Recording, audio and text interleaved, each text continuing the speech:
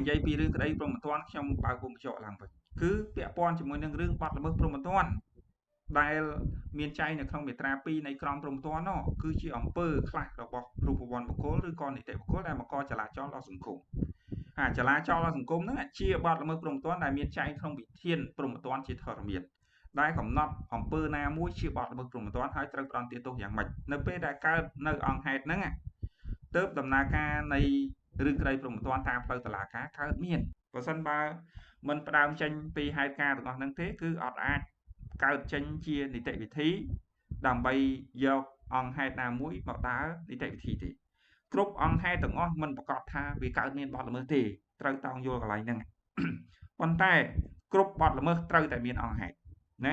ជាចំណុចសំខាន់អង្គហេតុខ្លះវាជាអង្គហេតុមែនប៉ុន្តែវាមិនមែនជាបាត់ល្មើសព្រហ្មទណ្ឌផងឧទាហរណ៍ថាវាជាវិវាទផ្នែករដ្ឋបវេណីសួរថាតើវាជាអង្គហេតុដែរឬអត់ចម្លើយវាជាអង្គហេតុប៉ុន្តែវាមិនមែនជាបាត់ល្មើសព្រហ្មទណ្ឌឃើញទេអញ្ចឹងមានន័យថាអង្គហេតុទាំងអស់មិនប្រកាសថាវាជាបាត់ល្មើសព្រហ្មទណ្ឌទេប៉ុន្តែបើនិយាយអំពីបាត់ល្មើសព្រហ្មទណ្ឌត្រូវតែមានអង្គហេតុគ្មានបាត់ល្មើសព្រហ្មទណ្ឌណាមួយ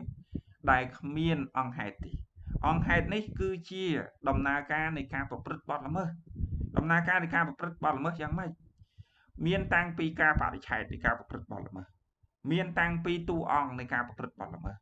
មានតាំងពីសកម្មភាពនៃការប្រព្រឹត្តបាត់ល្មើសមានតាំងពីទីតាំង